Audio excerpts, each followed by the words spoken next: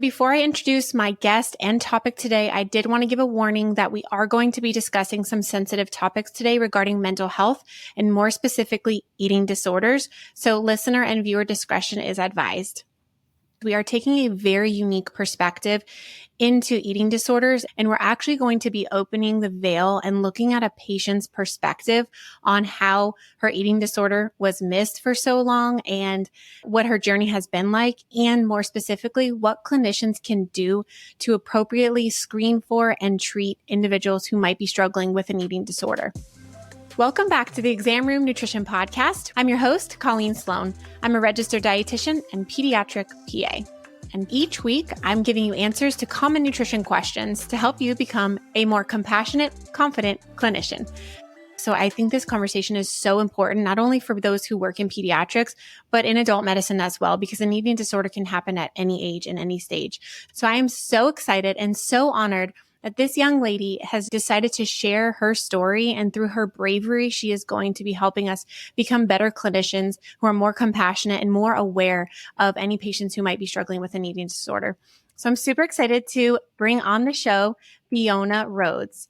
Fiona graduated from the University of Florida with a bachelor's degree in psychology and a master's in arts and medicine, which is so fascinating because she intends to use the arts, which is like her music, visual arts, storytelling, to raise awareness and educate healthcare workers, schools and universities, and just the general population about eating disorders. She really wants to shed light specifically on the root issues and hidden symptoms of eating disorders while combating the stigma. You guys are going to love this conversation today. Fiona, thank you so much for being so brave and coming on the show today. Welcome. Thank you for having me. So I can't wait to hear your story. Take us back to where it all began. Were there any specific events or triggers in your life that you believe might have contributed to the development of your eating disorder? A couple of things, but I'd say the biggest one was when I was 12, turning 13, and I contracted mono coming back from a mission trip, and I was very sick for about 2 weeks, and I just got this little thing in my head I wasn't really hungry while I was sick, and I kind of realized, oh, this would be a really great way to keep my weight down. I don't feel hungry. I can just keep eating this smaller amount of food. And coupled with the push to be thin, I was like, okay, this is a good idea. But also eating disorders, it's a method of control. And so for me, I was always obsessed with being perfect and doing everything the right way. And so this was just kind of one more facet where it's like, okay, I can control the way that I look, and then I will be loved for that and appreciated for that. And so by the time I was 13, I was intentionally restricting meals, but I had no idea that could be related to an eating disorder. I thought I was being healthy. So that's where it really just kick-started, and it only got progressively worse over the years. And I think there's some common misconceptions, at least that clinicians are taught in school, of like what to look for your typical eating disordered patients. And a lot of the times we're taught that it's like ballerinas or gymnasts who are really body conscious, or it might be from somebody who had a lot of trauma in their childhood, whether it be a sexual abuse, physical or emotional abuse. Did you have any of those traumatic events growing up or anything like that? I did not. So I actually grew up in a perfect family. And so kind of that similar idea where I was expected to be perfect. And on top of that, I remember when I was actually in high school, there was a little snippet on what anorexia is, what bulimia is, and binge eating disorder. And I remember there were a few descriptions to anorexia. And I was able to kind of say, oh, I don't fall under any of those, like counting calories. I didn't count calories. I just restricted like the amount of food I would eat. I just portioned small portions. And so I'm like, hey, I'm not counting calories. I must not have an eating disorder. Poor body image. I didn't have poor body image. I thought that I looked good, and I knew that I was thin, and I knew that I didn't need to lose weight. And yeah, I was like, I could lose 1 more pound or 2. And I know I don't need to though. And so I was kind of like, okay, I must be okay. And then also the third one, you have to like look emaciated to have an eating disorder or to be anorexic, and like, oh, so clearly I don't have a problem. It's not bad enough. And so I'm okay. I'm just doing the healthy thing. I'm eating the right food and whatnot. Yeah. So there's probably a lot of like denial on your part of it. And so I'm sure you didn't go to the doctor and say, hey, I think I have an eating disorder. So at what point did you realize that maybe this is an issue? Maybe I have an eating disorder? So I had to get to a low. I was depressed. I was anxious. I started isolating, which is very unlike my personality. I'm a very social person. I was afraid of doing simple tasks. And it got to the point where I finally reached out to my doctor because I was like, look, I'm depressed. I need some like medication or something. And I was a little bit manipulative, and I had always been against medication. She wanted to put me on SSRI, but I wanted to be on a stimulant because I knew that that could help with weight loss. And at the same time, I wasn't thinking, oh, this is maybe not what I want to be doing, but my eating disorder voice was like disconnected from my own thoughts. And so I convinced her to put me on a different medication. And I didn't have a strong appetite prior to being on the medication, but after that, appetite completely went away. And so I did start dropping like a noticeable amount of weight. I'd always had more of like a baseline weight, and then I did start dropping more noticeably. And so then my family, they started being a little concerned, and they were like, hey, you have to put on a little bit more weight if you want to stay on this medication. And so I kept telling people, yes, I'm trying to put on weight so that I can stay on the medication, when in reality, like I knew that I needed to put on the weight, but at the same time, I was like, my eating disorder was like, no, we're not going to put on weight. We like what's happening here.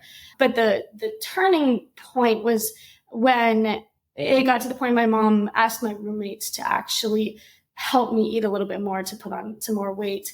And it was when she told them that all of a sudden I felt very panicked. I felt exposed and vulnerable. And I remembered standing there and just thinking, that's a really weird way to react to like, my roommates just want to help me. My parents are trying to help me. And I'm saying, yeah, I'm okay with putting on weight because I know that I need to. But then all of a sudden it felt like this thing that I was doing was going to be taken from me. And I was basically in that moment, I was losing some sort of control. And so it was after that I started doing research, and I was like, what's an eating disorder? And I had learned about this in psychology, but all of a sudden, like on the other side of things, I was like, wait a second, I don't know if I know what this is. And again, like I could come up with an excuse for every single one of the symptoms. It's like, oh, well, I don't really have that or that or that. And it wasn't until I read a book, and I don't even think you can get copies of it anymore. I think it's like out of print and whatnot. But it kind of revealed like the thought process behind it and how it was growing up in like a perfectionistic family. And it was a way of like numbing your emotions. And it was a form of control and perfectionism. And it was then that I kind of realized, oh, what I'm doing is more than just a physical thing. And it's a mental thing, and it's serving me somehow in my life. But I did have to get to a low where I was looking for help because I was depressed and anxious to the point where I was like struggling in my classes. I was missing assignments. I was neglecting my responsibilities. Wow. So you realize, hey, I can lose some weight. I can control how much I'm eating at 12 or 13. And it sounds like kind of by the time your mom sort of had some form of intervention, you were in college, right? Because you had a roommate. Oh, yeah. It had been 8 years, 8.5, almost 9 years. And you were going to the doctor. So it's not like you're one of those patients who's not compliant or we don't see for years, which we have as well too. So were there certain things that the clinician would have asked during your checkup that you either avoided or like your terminology manipulated to either not answer? Or on the flip side, did she not ask a question that you think might have been helpful to kind of not let 8 years pass? Yeah. So I actually, right before I went off to college, my mom and I, we did like a deep dive. We wanted to try to figure out like what was wrong with me, because from the time I was 13 to 18, so the last like 5, almost 6 years, we were trying to figure out why I was always so incredibly fatigued, and why I was like always feeling lightheaded and like I was going to black out, and why my bones ached at night, and why I had these night sweats every night. And so we went to the doctor to kind of try to figure out some stuff. And I had been having a lot of trouble with my heart. And so we were trying to do all these tests to figure out what was going on there, and like issues with my gut and like pain in my stomach. And so we were just doing all these different tests, and they were all coming back inconclusive, and eating disorders wasn't on the table. In fact, when I told my doctor about how I always had this extreme pain in my stomach, and it felt like there was just like food like sitting in my stomach, and I would try to like massage it and like push it down. And then she asked me like, okay, what is it that you eat? And I shared with her, I'm like, I have an egg for breakfast, salad for lunch, salad for dinner. And she's like, okay, I mean, sounds like you're eating healthy. And that was kind of the end of that conversation. And then she told me, well, try to avoid acidic foods. And she listed some foods that I should try to avoid. And I remember thinking, like, I can't avoid much else. And I even said that to my mom, and we didn't like at the time put the two and two together, but I was like, there's literally nothing more that I can avoid because I'm barely eating anything. But at the same time, it was all under this illusion of, oh, I'm eating healthy. And then I made excuses. I avoided gluten because I said it hurt my stomach, but I didn't substitute those gluten foods with gluten-free foods. I just cut out all carbs like altogether.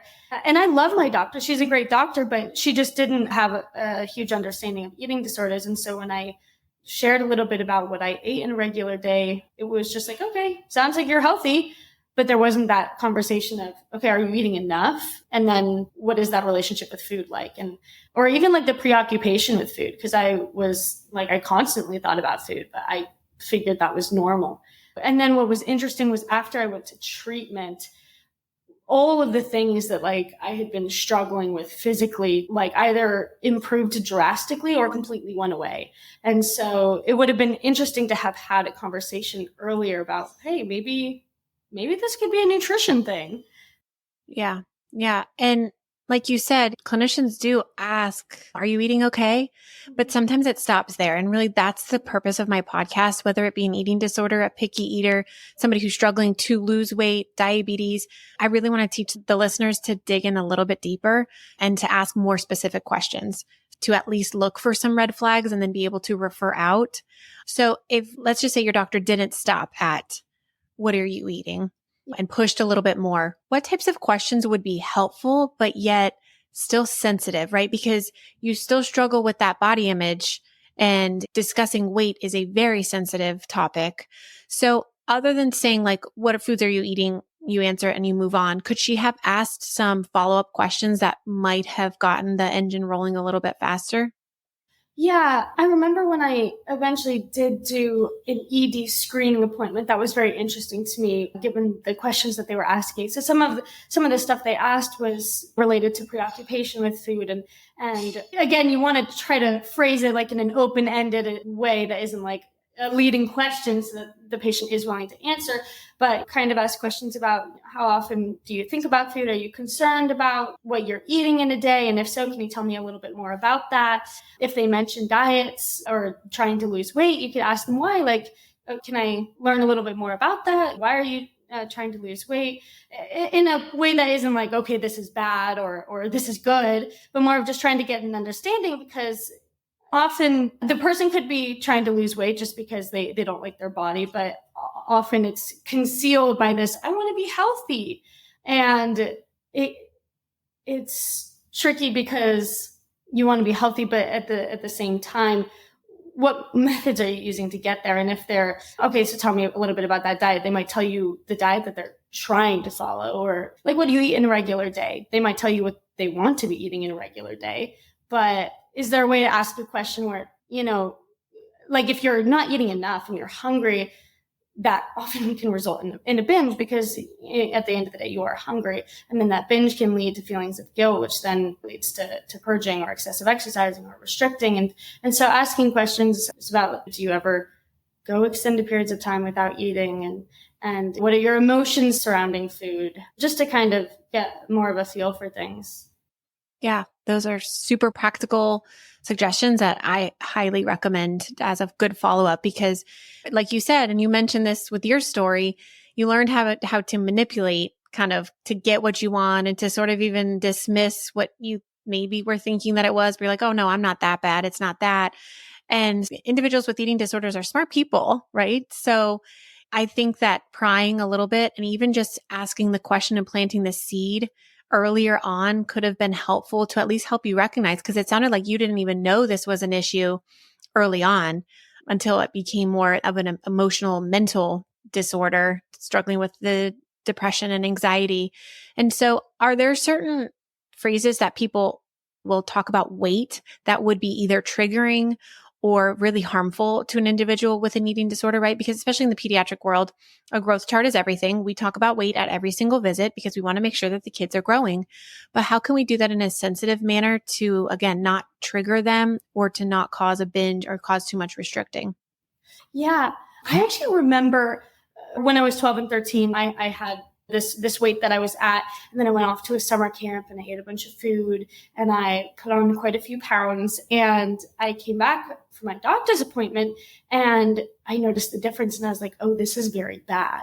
I need to get back to the weight I was at before, which is a completely ridiculous thing to think, considering I was literally an adolescent. I was going from 13 to 14. Like, of course, I'm going to be growing and putting on some weight.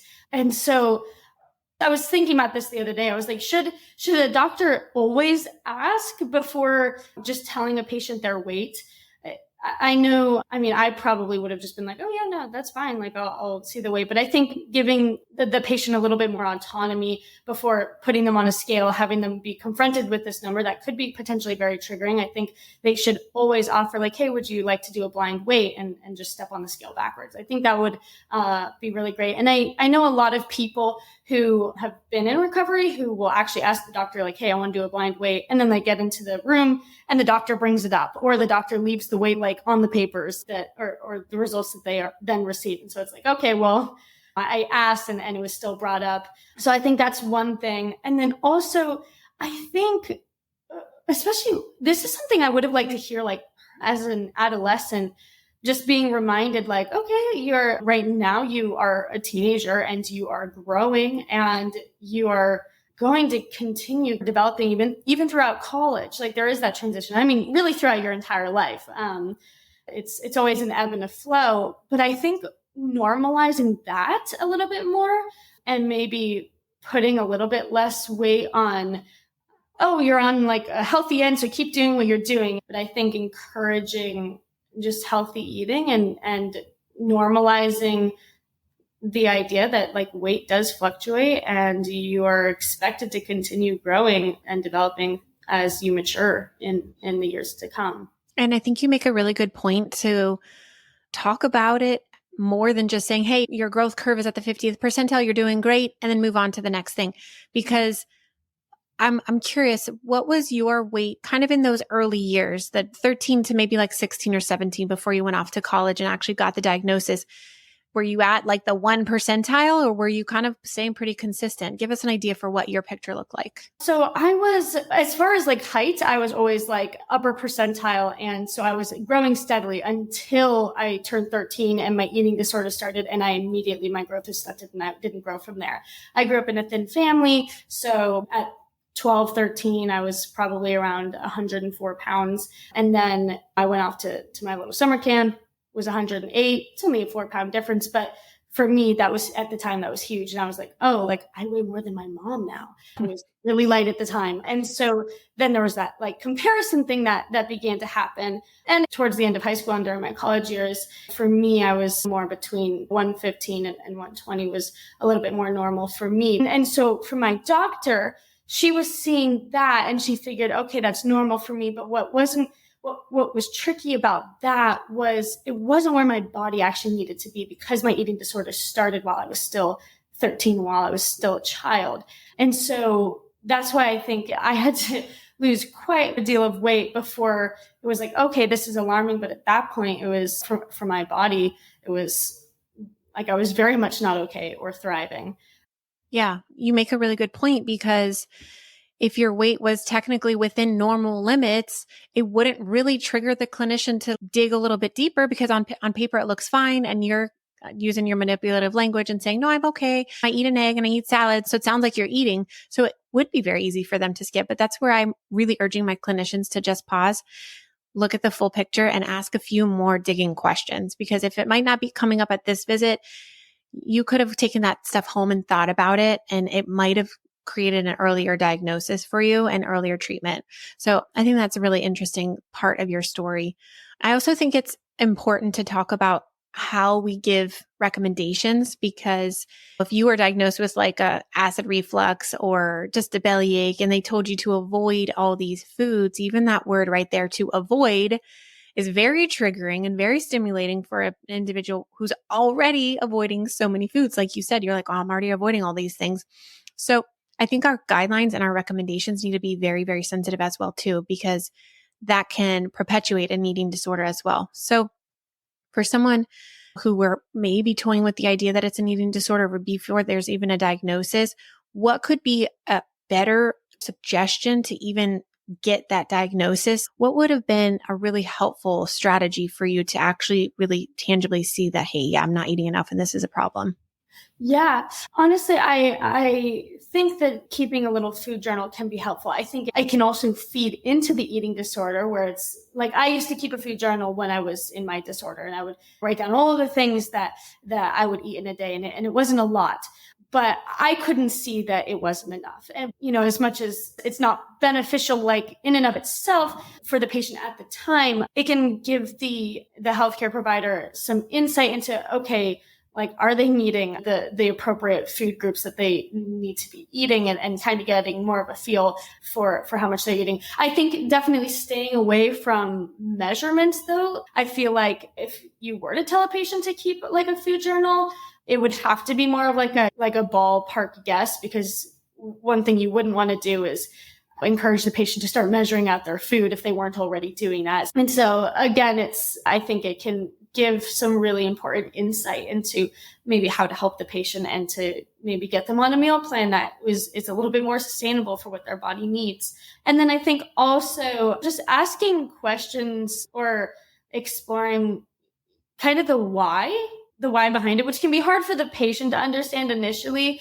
but maybe communicate to the patient that eating disorders are a coping mechanism and it is a way of handling life circumstances. I mean, anorexia is a way to numb emotions, and purging is a way of releasing emotions, and then binging is a way of stuffing emotions. So it's all kind of intertwined into one. At the end of the day, it's an addiction. And so it does need to be treated like that. But of course, saying that to a patient could be a little scary, but I think it's also important for them to understand. And so I think that's something that can be approached with sensitivity based off of how the patient is responding. If they do show a little bit of concern and in it, then you could maybe communicate like, hey, this is what an eating disorder is, and this is how it affects one's life. If they're a little bit more standoffish, you might just want to be more gentle about things and just try to see what other way you can help them gently, so to speak. I think that's a really key piece, is to bring in the coping aspect of eating, and it can go on in both directions, right? We can cope and overeat, and now we've got an overweight obesity picture.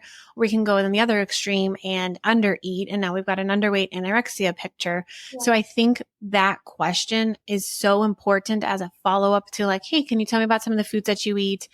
What are some other ways that a teenager might understand what we're trying to get to? That's how do you cope with your emotions? What other types of questions might be a great way to see like, this might be emotional eating, to again, kind of trigger us to know that this is a red flag. Yeah, just kind of being able to phrase this in a more open-ended way is great, but just kind of asking questions about like, hey, maybe when you're stressed, do you find that you eat food, or do you find that, is it difficult for you to eat food? Just asking questions about what that relationship with food looks like given different emotions and different periods of life. And then also like emotions surrounding that. If they do mention like, oh yeah, maybe I eat a bunch when I feel stressed, and then follow that up with, and how do you feel afterward? Maybe they feel like a sense of shame, or maybe they don't feel anything at all. And it's just like, oh, it's not a big deal. Open-ended questions are great. That's really, really good. And I love that. How do you deal with stress, or how do you deal with any kind of social situation or situation going on at your house? Because I think that is a huge component to what perpetuates an eating disorder. Now, let's talk a little bit about body image, and how can we bring that up and kind of bring up how a patient feels about their body, if they're happy in their body. What are some sensitive phrases that we can say with that to make sure that we're not shying away from not talking about it, especially if we do see that the growth chart is plummeting and they lost slowly 10, 20 pounds over the last 6 months. Yeah. How can we bring that up again without being triggering or judgmental? Yeah, I think kind of opening even with just, hey, I want to understand you and I want to understand where you're at. Can you tell me a little bit about your relationship with your body? Or are you satisfied with the way you look? It doesn't have to be, do you love the way that you look? Because a lot of that can be really hard for a lot of people. And then maybe even asking if there is a level of dissatisfaction, asking, are there any experiences or things that people have said that have contributed to that? And just kind of open up the floor to conversation about, just maybe where they got some ideas from as far as maybe why their body isn't good enough. This is maybe more of a therapeutic question, but what are some beliefs that you have about your body? Kind of opening up the floor to learn about some of the experiences that they've had that has contributed to beliefs and feelings towards their body. Awesome. So how did you seek help and what did that look like for you? Did you have that moment of like, I need help, like this is a problem, or was it kind of a collective thing between you and your mom? What did that look like with your story? Yeah. As far as seeking help myself, I was trying to gauge like how bad things were. And so I ended up accidentally set up like an eating disorder screening appointment to see what they had to say, to see if it was like moderate or like not a big deal. I had reached a low, which is unfortunate that often it typically gets to that point before someone seeks help. And so I reached a low. And so I was looking for answers. And again, that fear that I felt when I realized I felt exposed and vulnerable, that's kind of what got the wheels turning. But the trickiest thing is basically getting the person to that point to realize that they need help, because the eating disorder, it's very secretive. And I know from experiencing, I would do whatever I could to protect this secret. And I didn't even realize I was doing it, because like the eating disorder voice is separate from my own voice. And so I started noticing actually like almost two thoughts in my mind, where it was like, I would see someone who was like extremely thin, and there would be this one part of me that was like, oh my gosh, like she actually doesn't seem okay and I'm worried for her. And then there would be like this eating disorder voice that was saying, oh, that's what we want to look like. That's the goal. But for the patient, those thoughts are actually so separated, it's hard to recognize that disordered thought as disordered. And it wasn't until I started like saying the things out loud that I realized kind of how crazy it sounded, honestly. And so I think it does take some grace to recognize it. But I think if you're dealing with adolescents, if the parent is being educated, they can maybe recognize a problem in the child. And then there can be this giving of knowledge to begin to uncover some of those lies and the secrets of eating disorders, so that one can then pursue help. But the biggest thing is really just uncovering the lies and pointing out, even as like awkward as it is, but pointing out like, hey, that's actually not normal. Like not in an accusatory way, but like, I want you to recognize that that's not how a typical person thinks. And that gets the wheels turning a little bit.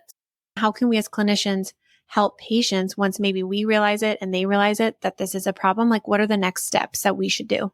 If it seems like there could be an issue with an eating disorder, setting them up with a reliable place just to do a screening appointment. That doesn't mean a commitment, to go into treatment or whatnot, but just to kind of get a gauge on how things are and where things are at.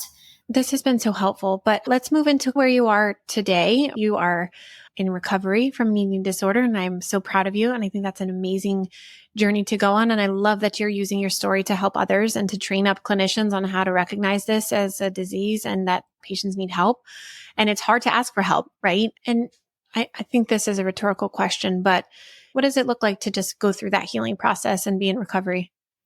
Yeah, so it is interesting. It definitely does change day by day. For me, I had some frustration because I really liked the way that my body looked when I was in my sick body. And I had always liked my body. And so then during the weight restoration process, I was like, well, now this is the first time I'm dealing with like, I actually don't like this and this is frustrating. But for me, I've been able to kind of remind myself like, okay, but this is healthy and this is what I need. Like my body is happy and healthy. And maybe today I don't love my body, but I can choose to acknowledge that it's happy and healthy. And that's what's important. Now, food isn't super hard in the sense that like, I don't have a lot of fear about eating food just because I'm okay with where I'm at now. And I know I'm where I need to be. But a bigger struggle surrounding food has actually been, I had some acid reflux when I was in my disorder, but the acid reflux actually got a lot worse when I was in recovery. And that was just because my body was going through this drastic and very sudden change.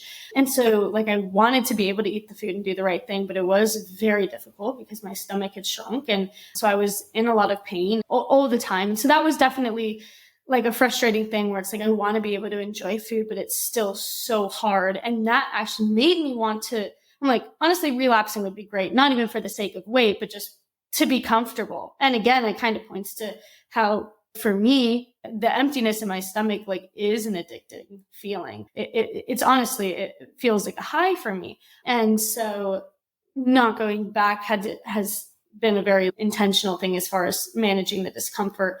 Recently, though, that was finally resolved, which is very exciting. And then the only other thing is some days I'll be like, okay, I'm happy where I'm at, but that eating disorder voice, while it's getting quieter, is still sometimes there. So sometimes I'll see someone who maybe looks very, very thin, and the eating disorder voice goes, like, you look okay, but you looked better then. And so then just kind of like reframing those thoughts and reminding myself like, hey, this is where I was before, and this is where I am now. And the place I'm at now is so much better. And so, yeah, it's definitely a day by day thing, but it's beautiful. I love your journey, and I'm so grateful that you shared it with us. And I'm so proud of you because this is so freeing, and it's so awesome to know that you are taking care of your body and loving your body the way that God created it. And I'm curious though, now that you've been through the weight restoration phase and all that, and I can imagine that's got to be super challenging in and of itself. I didn't even think of like the symptom challenge of like, hey, I like the feeling of being hungry and now I don't have that. So Yes. that's like blew my mind. I can't imagine how hard it is to just always trying to be thin, thin, thin, and at a certain weight and a certain image and controlling how much you're eating, and now being told like, hey, we got to put some weight on, and even seeing the number on the scale of the weight. Have family members or friends or even just bystanders ever commented on your body and it be really like heart wrenching? Is that a sensitive topic for individuals in recovery? Typically, that is a very sensitive topic. In the beginning, it was actually helpful for me, especially like more towards the beginning when they would say, wow, like you're looking really great. Like you look, honestly, you look so much better. And that was helpful for me to hear just as a reminder, because in my mind, I was like, this is terrible. Like all of my hard work is being undone. Like it all feels like a waste. But hearing that, I was like, okay, I'm reminded that this is a good thing. Typically, though, that is not something I would recommend saying to a person. That can be very triggering because it acknowledges the change. And the person struggling with eating disorder doesn't want to acknowledge that there's a change because they are grieving the loss of the body that they had. And so any comments towards body is typically best to refrain from that, even if it's positive, because to the eating disorder brain, a positive like compliment is not received that way. And especially weight is definitely something that shouldn't be brought up with someone who's in recovery for an eating disorder or struggling with an eating disorder. I remember sometimes people would even say like negative things to me, like while I was sick, and say like, you look gross, like you looked good before, but now like it's gone too far. We don't like this. And as much as like, in my mind, I didn't even hear it as like, oh, this is bad. My eating disorder was like, this is good. Like, this is what we want, which is, it's like, it's all backwards. And so the positive compliment is suddenly is a bad thing. And the negative compliment's like, oh, this means I'm doing it right. And so, yeah, definitely comments of the body should be set to the side and like a focus on how are you feeling and what qualities are you seeing in the person rather than physical appearance. Yeah. And I think that's a really important and good place to end. What are some compliments that we can give that are not about their body? Because that can sometimes be hard, right? Because you're looking at the person, you want to say, oh, you look so good. You look so healthy, right? That's kind of like your natural inclination. But just give us a couple of things that you would have liked to have heard that would have spurred you on and motivated you and encouraged you. So what are some final thoughts on that? Honestly, this is one that I love. You're glowing or you look radiant, which often, like maybe that sounds excessive, but it's interesting because the transition from being sick to being like weight restored, there actually is this change in countenance and this change in the way that a person carries themselves and even their skin color and going from pale to more literally glowing. That's one that I always love. Sometimes you can just get this feeling of when they just seem a little bit happier, they seem a little bit lighter and more relaxed. And so I think those are things that can be touched on. Yeah, I love that. And you do look radiant. You look beautiful. Oh, thanks.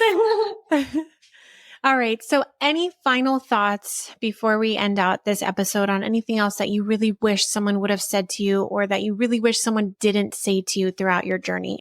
Yeah, I mean, I guess I just wish the idea that like weight continues to change over time, especially during those earlier years. I wish that was more normalized, because even at a young age, there was this mentality of you need to be thin, you need to be thin, but like you're still a child and you're still growing. And so I wish there was more of a focus on just eating intuitively and what your body needs, and not feeling shame around what you eat. And just expecting there to be changes as you continue to grow into a woman or a man, and recognize that what might be healthy for your body could look different from somebody else's body. And so kind of taking away that element of comparison where it's just a focus on the person, and you're eating the nutritious foods that you need, your body's going to naturally settle where it needs to be. And that's okay. That would have helped me a lot. Yeah, so powerful. Thank you so much for sharing your story. I know this will impact so many clinicians who are listening and hopefully change the way that they're addressing preteens and teens regarding their weight and the foods that they eat, and just create a much more open and trusting environment regarding their body. And like you said, just normalizing that our bodies change and they continue to change throughout our life. So Fiona, thank you so much for the gift of your time. I can't give you this hour back to you. So I'm so grateful for you jumping on with me. And I can't wait to see what you do in the future. Thank you. Thank you, Colleen. All right, guys, now it's time for my nutrition notes. What a powerful conversation I just had with Fiona. I honestly don't even know what else to say, because her story and her suggestions for how we can discuss weight and food intake with our patients was so extremely powerful. One thing that I really wanted to mention and just to kind of hone in on is start normalizing asking permission to discuss the patient's weight or growth. I've started to do this and it's really been very impactful for my patients. They're actually kind of surprised that I ask for their permission. And they're kind of always like, yeah, it's no big deal. But at the end, a lot of patients have said, thank you so much for asking me. No one's ever asked me that before. So the first place that we can ask our patients permission is if they want to know what their weight is when your MA or your assistant is weighing them. So if they don't want to know, like Fiona suggested, have them step on the scale backwards and then be really cautious and aware that they don't, secretly see it, or you don't accidentally leave the chart open or anything like that if they do ask to have a blind weight. But the next and kind of more important place to ask the patient permission, and I do this for like 9 or 10-year-olds and up, is before I even start to talk about the nutrition section. Once I move on from past medical history and updating their medication and et cetera, I'll then say, we're going to move into the nutrition portion of things, but do you feel comfortable telling me about the foods that you're typically eating throughout a day? And just that statement alone kind of prepares them. We're going to talk about your food intake. We're going to talk about your eating habits and your relationship with food. Are you okay with that? And then most of them will say, yeah, that's no problem. Then my next question will be, okay, well, walk me through a typical day. Like, do you eat breakfast in the morning or do you wait until you get to school, or do you skip until lunch? And then I kind of guide them throughout breakfast, lunch, and dinner, and then some snacks. And then, of course, if there's anything that's triggering, the next question that I think is super important would be, well, how are you feeling when you are eating those foods? Or as Fiona had suggested, how are you dealing with some of the emotions that you have during the day? Like if you're feeling really stressed, what do you do with that emotion? So asking a few more questions and just like, are you eating okay? Great. Because that doesn't give you much detail into their day. And then after I review the foods that they're eating, I'll ask for more permission. I'll then say, is it okay if I talk about your weight and show you your growth chart? And then I pause and I look them dead in the eye and make sure that they're okay with it. And they, of course, say, yeah, sure, no problem. I actually haven't to this date had anybody say, no, I'm uncomfortable with that. But even still, it gives each patient autonomy and it lets them know I care about you. And I want to make sure that you're comfortable with your body and with the things that we're talking about regarding your body. What I am going to start doing is what Fiona has suggested and kind of normalizing growth over time and body changes over time. We tend to forget to tell our patients after they've hit those milestones, in the prepubescent years and even throughout puberty, we tend to forget and say, hey, you're still going to be growing. Your body weight can still be changing over time. And that's totally normal and it's totally fine. It's nothing to worry about. But if you do have any concerns, let's talk about it. So I really hope that this conversation was impactful and that you can start to change how you are addressing nutrition and weight with your patients, and hopefully get them the help that they need, because our patients deserve it. So thank you guys so much for spending the time with me. I know you have so many options when listening to a podcast or watching on YouTube, and I hope that this content is very valuable to you. I put my heart and soul into giving you guys helpful things and interesting interviews. So thanks again for listening in. If there's any topics that you want me to cover or that you would like answers to, please send me a message on Instagram at Exam Room Nutrition. So that's all for today. Let's continue to make our patients healthier, one exam room at a time. I'll see you next time.